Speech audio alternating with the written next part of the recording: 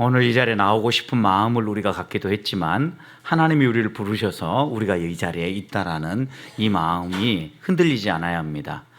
하나님이 우리를 부르실 때에는 이유가 있어서 부르십니다. 만나시기를 원하고 우리가 하나님 앞에서 무언가 다시 한 번 더 마음에 품어야 될 것이 있으니까 하나님은 자꾸 하나님 품으로 우리를 부르시는 거죠. 우리가 하나님 품에 안겨서 살아갈 때 성도답게 살아갈 수 있다. 이 세상에 아무리 어려움들이 다가와도 세찬 비바람이 몰아쳐도 가장 안전한 곳은 하나님 품 아니다라는 이런 믿음의 확신이 흔들리지 말아야 합니다. 왜냐하면 성도는 변화된 사람이기 때문입니다. 예수를 믿는다라는 것은 바뀌었다라는 거예요. 뭐가 바뀌었느냐? 신분이 바뀌었다라는 거죠. 그전에는 종이었던 사람이 이제는 예수 그리스도를 주인으로 모시고 하나님의 자녀의 신분으로 변화되는 겁니다. 사망에 얽매여서 죄의 종노릇하고 끌려다니던 사람이 이제는 생명의 사람으로 자유함을 누리며 살게 되었다는 겁니다. 그런 점에서 우리가 믿음 안에서 살아갈 때 하나님이 우리에게 정말 원하시는 게 무엇일까? 나는 정말 그 하나님이 원하시는 대로 변화되어 가고 있는가? 항상 물어야 돼요. 오늘 이 갈라디아서는 바울이 쓴 편지죠. 바울이 쓴 편지 가운데 이 갈라디아서는 갈라디아 지역에 있는 여러 교회에 보내는 편지예요. 바울이 쓴 편지 가운데 여러 교회를 독자로 삼고 쓴 편지는 갈라디아서가 유일해요. 신약에 많은 편지를 썼는데 에베소서 하면 에베소 교회예요. 그런데 이 갈라디아서는 갈라디아 교회가 아니라 갈라디아 지역에 있는 여러 교회. 이 갈라디아 지역이 어느 지역일까에 대해서 학자들 간의 논쟁은 있어요. 여러분이 그 이스라엘 지도를 생각해 보면 유대 땅을 해서 사마리아로 해서 위에 이제 소아시아 지역을 해서 넘어오죠. 소아시아 지역에 보면 이 소아시아 지역, 지중해를 위쪽으로 딱 떠받치면서 있는 이 소아시아 지역을 갈라디아 지역이라고 그래요. 이 갈라디아 지역 가운데에도 남쪽이냐 북쪽이냐를 가지고 계속해서 논쟁들을 하고 있어요. 그런데 아마 바울의 여행 여정을 보면 남쪽 갈라디아설이 남부 갈라디아설이 아마도 맞을 것이다. 그곳이 안디옥, 이고니온, 누스드라, 더베 이런 지역들을 포함하고 있기 때문에 아마도 바울이 이 지역에 있는 교회들에게 편지를 썼을 것이다라고 하는 것이 일반적인 견해입니다. 여러분 그런데 이렇게 정리하고 보면 그럼 무엇 때문에 이 편지를 썼냐라는 거죠. 예수 그리스도를 믿고 변화된 하나님의 사람들은 참 자유 안에서 살아가야 됨을 강조하면서 이 편지를 쓰는데 이 갈라디아 지역에 있는 교회 성도들이 어떤 신앙의 모습을 가지고 있었냐면 여러분 생각해 보십시오. 그래도 유대 땅에서 가까운 지역이죠. 소아시아 지역의 윗지역이니까 그러다 보니까 이 유대인들의 신앙의 영향을 많이 받았어요. 어떤 영향이냐? 구원받으려고 하면 반드시 율법을 지켜야 된다. 그리고 구원받으려고 하면 할례를 받아야 된다. 이런 가르침을 이 갈라디아 지역에 있는 여러 교회들에게 그대로 전달한 거예요. 그러니까 여러분 생각해 보십시오. 신앙생활해도 마음에 짐이 많은 거죠. 율법을 지켜야 되는 부담, 그리고 유대인들처럼 할례를 받아야 된다는 이 부담, 이런 게 무진영 마음에 가지고 있었던 거죠. 이것만입니까? 갈라디아 지역에서 베드로가 행했던 아주 재미있는 에피소드가 하나 있죠. 어떤 에피소드입니까? 이방인들하고 밥을 먹고 있었습니다. 그런데 예루살렘에서 조사하는 조사단이 파견돼 온다는 이야기를 들었습니다. 깜짝 놀래가지고 밥 먹다 말고 도망가 버린 거예요, 베드로가. 그것 때문에 바울이 이 베드로에게 한참 그 책망하는 어조로 편지를 쓰지 않습니까? 하나님이 주신 구원이 뭐냐라는 거죠. 하나님은 이런 율법에 얽매여 살지 아니하고 율법으로부터 참된 자유함을 누리면서 하나님의 사람답게 살아가게 하는데 목표가 있다라는 거예요. 할례 받지 않아도 구원받을 수 있다라는 거죠. 하나님께서 원하시는 것은 은혜로 믿음으로 말미암는 구원이지 우리가 무엇을 행함으로 얻어내는 구원이 아니라는 것을 바울은 이 갈라디아서를 통해서 강력하게 선포합니다. 여러분 그런데 저희가 지금 이 한 해를 마무리해 가면서 금요 기도회 때마다 계속해서 나누는 주제 가운데 하나는 이 11월 한 달 동안 섬김에 대해서 주로 좀 더 이야기를 하려고 그래요. 섬김. 우리가 하나님 앞에서 어떻게 섬기는 것이 성도답게 살아가는 것이고 성도는 어떤 대상을 중심으로 섬겨야 되는가. 오늘 본문의 말씀을 보면 하나님이 주신 이 복음의 능력, 그 능력에 의해서 구원을 받고 참된 자유를 얻는 사람은 서로 사랑의 법을 지키며 살아간다라는 거예요. 사랑의 법이라는 건 뭐냐? 사랑의 법은 내 하나님 사랑을 근거해서 이웃을 내 몸처럼 사랑하는 거예요. 그래서 서로의 짐을 짊어지고 함께 가는 거예요. 그러니까 다른 사람에게 내 짐을 갖다 얹어줘서 힘들게 만드는 것이 아니라 다른 사람이 힘들어하고 있는 그 짐을 내가 나누어줘서 함께 가는 거예요. 근데 지금 이 갈라디아 교회는 이 정반대 현상이 나타나고 있는 거죠. 열심히 신앙생활하고 있는데 율법 지켜야 된다라고 짐 하나 또 얹고 할례 받아야 된다라고 하고 또 하나 짐을 얹고 이러면서 오히려 서로의 짐을 나누어 줘주고 가볍게 만들면서 함께 손잡고 신앙생활하게 하는 것이 아니라 오히려 신앙생활이 더 힘들고 어렵게 만드는 이런 거짓 선생들이 있었다라는 거예요. 그것을 경계하면서 오늘 바울은 우리에게 이렇게 권하는 겁니다. 너희는 서로 사랑의 종로라는 사람이 되어라. 사랑의 사람이 되어라. 사랑으로 섬기는 사람이 되어라 라고 당부하고 있는 겁니다. 특별히 이 갈라디아서는요 10계명의 이야기 가운데 10계명의 6, 7, 8, 9계명을 풀어 설명하고 있어요. 그러면 5계명은 내 부모를 공경하라죠. 그래서 5계명부터 10계명까지가 인간관계 속에서 지켜야 될 10계명이에요. 그런데 그 가운데 6계명 살인하지 말라, 간음하지 말라 이러면서 쭉 풀어가는 이 단락을 이 갈라디아서에 풀어서 설명을 하고 있어요. 그러니까 주제는 보십시오. 10계명을 예수님이 요약해 주면서 1계명부터 4계명 하나님 사랑이다. 5계명부터 10계명 이웃 사랑이다 라고 요약을 해줬는데 이 갈라디아서의 말씀은 결국은 6계명부터 후반부를 다루고 있으니까 이웃을 내 몸처럼 사랑하는 이 말씀으로 요약할 수 있는 말씀이 이 갈라디아서 말씀이라는 겁니다.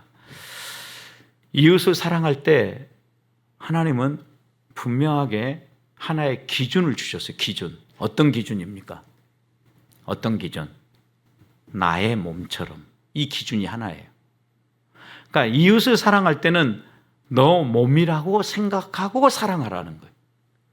여러분 어떻습니까? 우리 몸 아끼십니까? 아니면 막 쓰십니까?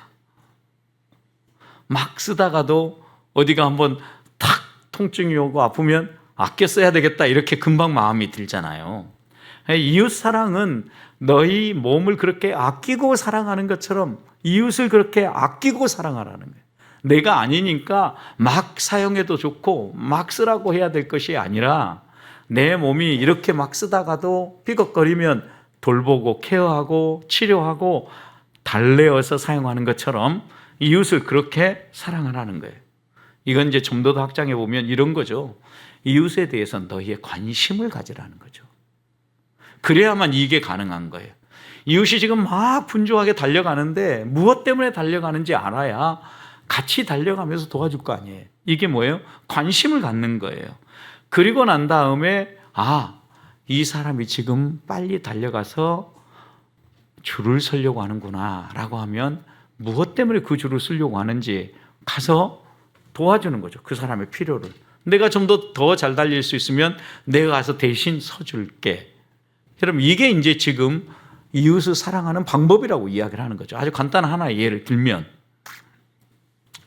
선한 사마리안 비유도 보십시오. 여러분 자기 것을 포기하는 거예요. 강도 만난 사람을 봤습니다. 다른 사람은 다 외면하고 지나갔지만 이 사마리아 사람만큼은 그 강도 만난 유대인을 긍휼히 여겨줬어요. 그 사람을 긍휼히 여기고 자비를 베풀겠다라고 마음을 먹는 순간 자신의 삶은 완전히 다 깨져버린 거예요. 만약 이 사마리아 사람이 여행하는 중이었다면 여행 스케줄은 이미 이때 깨진 거예요. 그리고 난 다음에 자기가 가던 길을 멈추고 이 강도 만난 사람을 돌본 다음에 여간으로 그 다음에 그의 몸을 치료할 수 있는 곳으로 운송하지 않습니까? 옮겨주죠. 여러분 이것도 부족해서 어떻게 합니까? 이미 그때 자기 돈을 상당히 썼을 텐데 이 사람이 회복되기까지 시간이 좀 걸리겠다 생각하니까 회복될 때까지 비용을 다 대요. 그리고 이렇게 얘기합니다.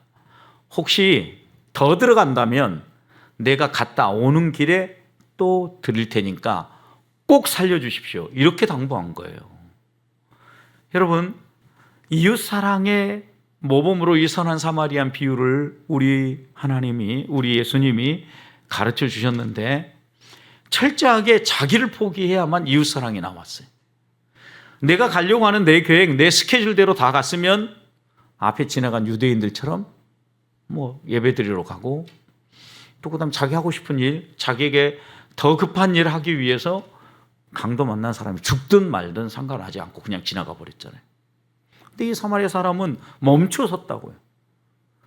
자기 스케줄을 완전히 포기했어요. 자신의 재물을 포기했어요.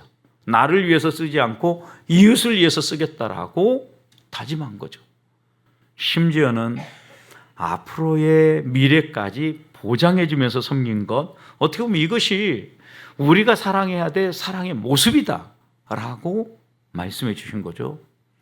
또 최후 만찬 때 예수님께서 잡히시던 밤에 뭐라고 얘기하십니까?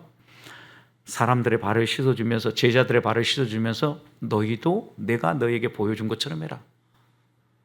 그 당시 발을 씻겨주는 것은 종들이 하는 일이었거든요. 그러니까 너희들이 다른 사람을 섬기는 사람이 되어라, 종이 되어라라고 분명하게 본을 보이면서 얘기해 준 거죠. 그러니까 우리가 섬기는 삶을 산다, 이웃을 사랑하며 살아간다, 사랑으로 서로 종노를 하며 살아간다. 이 의미는요, 좋은 말이네, 목사님 참 오늘 또 좋은 말씀 하셨네 라고 끝나는 이야기가 아니에요. 가끔 새가족 환영회라든가 또 성도들하고 이야기를 하다 보면 목사님 참 좋은 얘기를 하십니다. 그때마다 저는 망치로 얻어맞는 느낌이에요. 저는 좋은 말씀을 하려고 나누는 게 아니에요. 좋은 말씀으로 끝나는 말씀이 아니라 내 삶이 뒤집어져야 되거든요. 하나님의 말씀을 듣고 이 말씀을 통해서 내가 변화되어야 된다라는 거예요. 먼저는 제 자신이고요. 그리고 또 이 말씀을 받는 우리 모두가 사랑의 공동체가 돼야 되는 거죠. 사랑의 종로를 하는 사람이 돼야 돼요. 왜 우리가 이렇게 사랑의 종로를 해야 됩니까? 오늘 13절을 보십시오. 하나님이 우리를 무엇을 위해서 부르셨기 때문이에요? 자유를 위해서 부르셨더라. 어떤 자유를? 어떤 자유?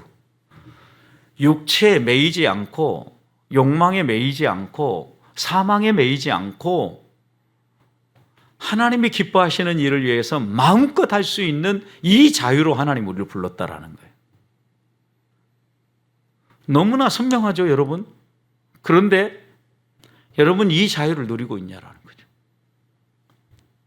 많은 경우 우리가 어디에 매여가지고 지금 하나님을 기쁘시게 못하냐면요, 자기의 일들, 자기의 필요들 채우느라고 다 못해요. 13절 다시 보십시오. 형제들아, 너희가 자유를 위하여 부르심을 입었으나 그러나 그 자유로 뭐라고요? 육체의 기회를 삼지 말고 그랬어요. 여러분, 그런데 이 말씀이 벌써 넘어가지를 않아요. 기회를 삼지 말라는데 우리는 그 기회를 삼고 있다.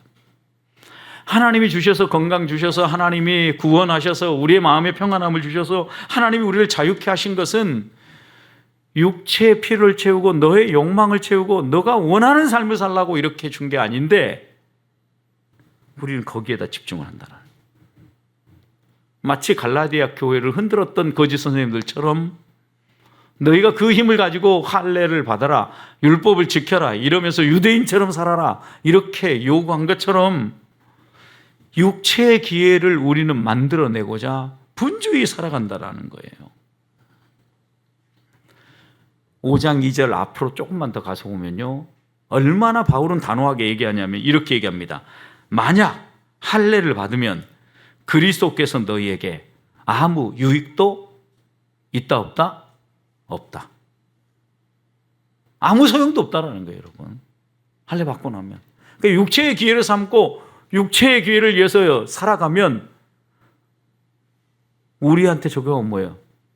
예수님 아무 상관도 없다라는 거예요. 이러면 뭐예요? 결론은? 망하는 거죠, 여러분.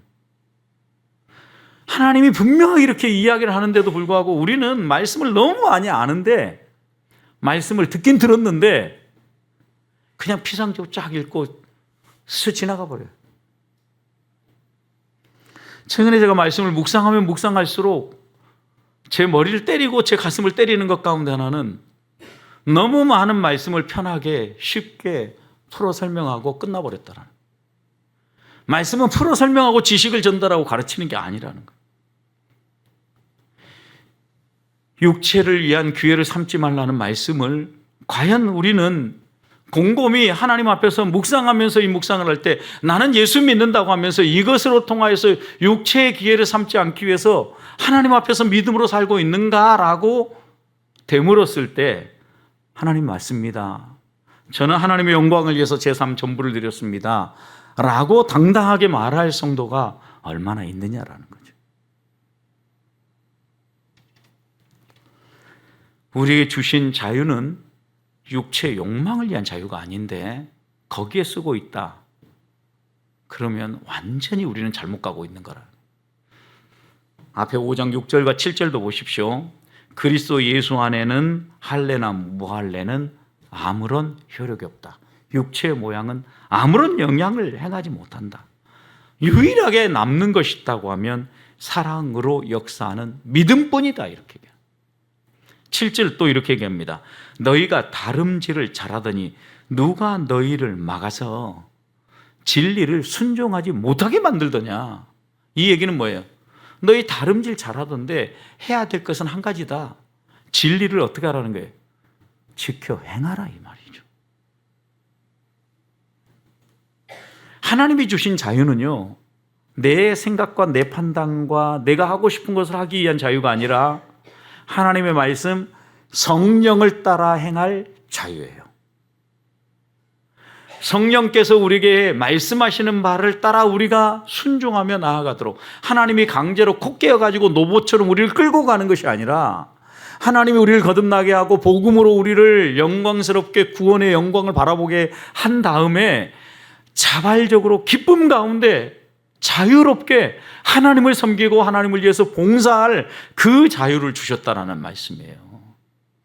그런데 그 자유를 가지고 너희가 육체의 모양을 내려고 하고 하나님의 말씀에 불순종하는 일들에 사용하려고 하냐라는 거예요. 여러분, 하나님의 말씀을 들을 때 성령이 우리를 만지시는지 너무나 잘 알잖아요. 하나님의 말씀을 들을 때마다 하나님 어떻게 우리를 교훈합니까? 내가 평소에 묵상하고 깨닫고 있는 이 말씀, 가슴에 품고 있는 말씀을 자꾸 떠올리게 만들어요. 생각나게 만들어요. 내 머릿속에 지나가지 않아요. 한 번 스쳐 지나가고 포기했어요. 근데 또 생각나게 만드는 거죠.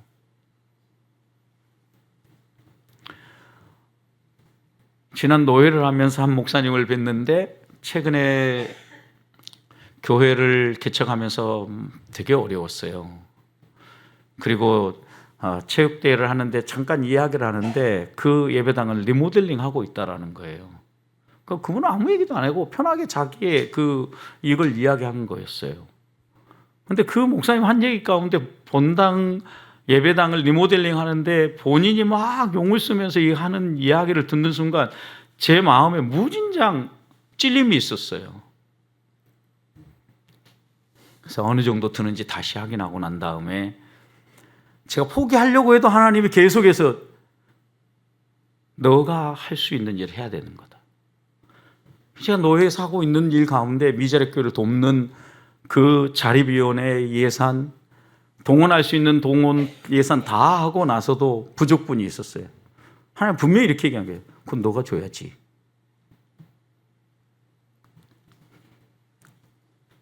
고민하지 않았어요. 하나님 그렇게 얘기하는데 줘야지.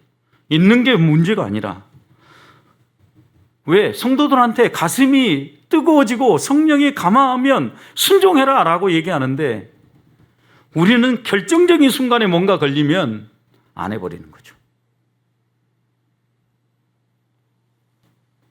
하나님 우리에게 주신 자유를 무엇을 위해서 쓸 건가? 그것이 어디로 나타나야 된다? 섬김으로 나타나고 사랑으로 나타나야 된다는 거예요. 저는 우리 모백교회 성도들이 하나님이 주신 자유를 오해하지 않기를 소망합니다. 그 자유를 가지고 성도를 섬기고 하나님을 영화롭게 하고 사랑을 더 풍성하게 만드는 우리 보배의 성도들이 되시기를 축복합니다. 그래서 우리가 이루어내야 될 것은 사랑으로 종로를 하는 겁니다, 여러분. 13절 보십시오.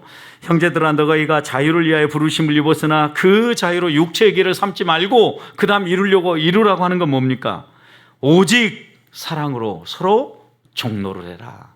결국 우리가 이것을 포기하고 내려놓으면 우리 안에 살려내야 될 것은 종로를 하는 거예요. 하나님이 우리를 종의 신분에서 아들의 신분으로 옮겼는데 다시 종로를 하라는 거예요. 이유를 배반적인 것 같잖아요. 우리는 아들인데 왜 종로를 하라고 하지? 이렇게 생각하기 쉬워요. 여러분, 그러나 이 사랑의 섬김만큼은 사랑에 완전히 사로잡혀서 섬겨야 되는 것이라고 가르치고 있는 거예요. 마치 종처럼 끌려가는 것처럼, 종처럼 완전히 사로잡힌 것처럼 사랑에 완전히 매료되어져서 사랑을 베풀어라, 이렇게 이야기하는 거죠. 사랑의 종로를 하라는 것은 고린도전서 13장 6절 보면 이런 거예요. 불의를 기뻐하지 아니하고 진리와 함께 기뻐하는 거예요. 불의는 싫어하는 거고 진리는 기뻐하는 것, 이게 뭐예요? 사랑의 정도예요. 또 로마서 13장 10절에서는 이렇게 얘기했어요. 사랑은 이웃에게 악을 행하지 아니하나니 그러므로 사랑은 율법의 완성이니라. 여러분, 성경에서 사랑의 길을 이야기하는 것은요, 선명해요. 그래서 우리에게 사랑으로 종로를 하라는 것은 사랑에 사로잡혀서 사랑에 매료되어서 살라는 거예요. 사랑에 매료돼 본 적 있죠, 여러분? 왜요? 결혼해봤으면 다 알 거예요. 이거 안 됐으면 결혼이 거의 안 이루어져요. 왜냐하면 뭐 옛날 조선시대나 부모님들이 알아서 사주단자 받아가지고 결혼해 이렇게 하지만 아마 우리가 살아가는 시대는 뭔가가 지금 매료된 게 있었던 거예요. 사랑에 완전히 사로잡혔기 때문에 결혼까지 꼴이 난 거예요.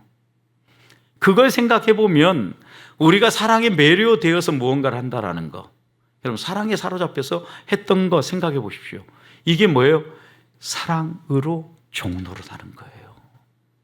하나님께서 우리에게 이렇게 살라고 얘기하시면서 제자들의 발을 씻겨주셨는데, 여러분, 예수님이 제자들의 발을 씻겨주면서 야, 이거 한 번만 하고 나는 죽을 거니까 샘플이야, 샘플. 그냥 하자. 아마 내가 이렇게 한 번만 해놓으면 이놈들은 알아서 따라올 거야. 이러면서 주님이 그렇게 하지 않으셨다라는 거예요. 제자들을 사랑하는 마음이 있었던 거죠.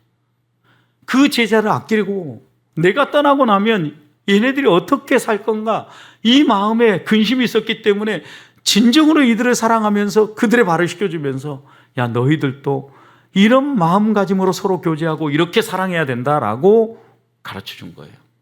그러니까 요한복음 13장 말씀을 보세요. 예수님은 너희가 제자인 증거를 나타내는 한 가지 또렷한 비결이 있는데 서로 사랑합니다. 너희가 서로 사랑하면 이로써 너희가 내 제자인 줄 알리라. 우리 주님은 분명히 말씀하셨잖아요.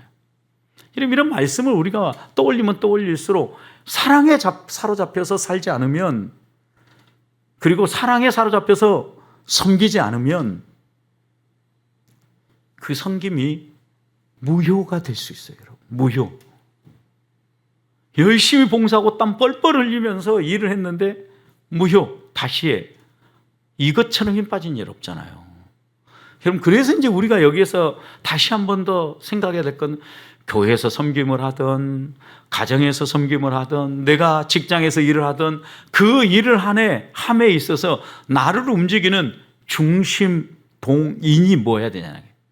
나를 움직이는 동인, 그것은 뭐예요? 그리스도의 사랑이 돼야 된다는 걸 이야기해요. 하나님의 사랑에 힘입어서 그 사람이 나에게 뭐라고 얘기하든, 그 사람이 나에게 어떻게 얘기하든 이 사랑의 마음이 흔들리지 않아서 사랑으로 대하고 사랑으로 섬기고 사랑으로 베풀라라는 거예요. 그러면 우리가 이렇게 사랑으로 섬겨야 될 사람이 누굽니까? 가장 가까이는 가족부터 시작해서 영적인 가족인 교회의 한 우리 성도들이라고 말할 수 있고요. 더 나아가서는 하나님 우리에게 자꾸 누군가 보여주는 사람이에요. 여러분, 그런데 그 사람이요, 때로는 내 편이 아닐 수도 있어요. 내 편이. 제가 아까 예를 들었던 그 목사님도 편으로 가른다면 제 편이 아니에요.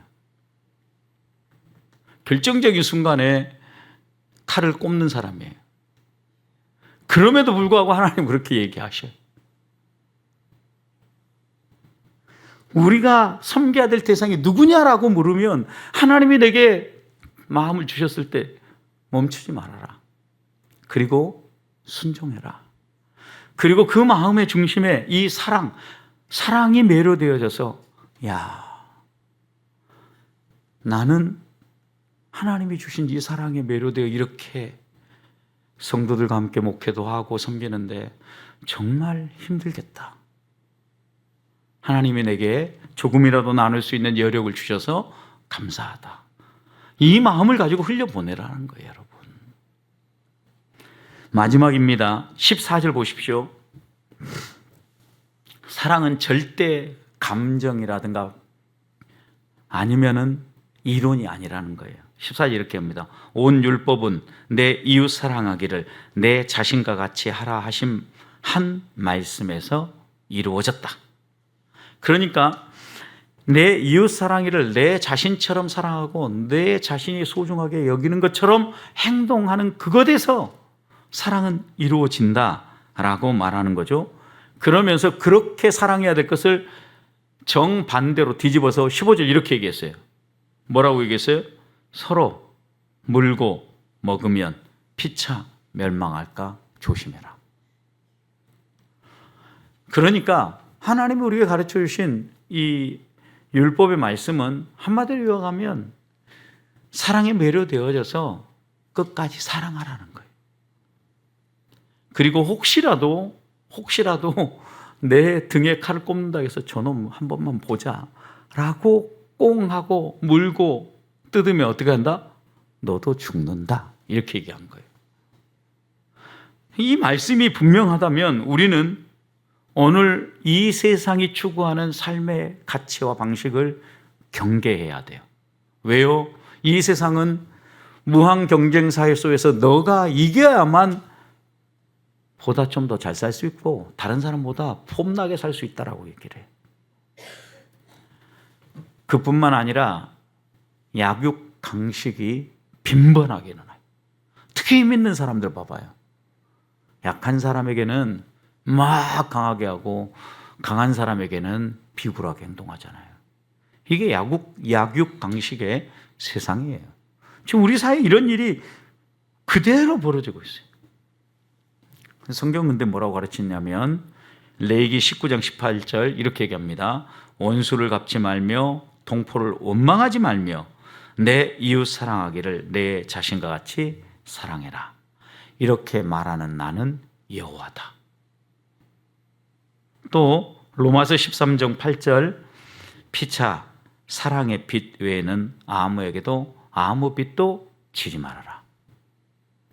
절대 빚질 것이라고는 사랑의 빛밖에 없다라고 분명히 얘기하는 거죠.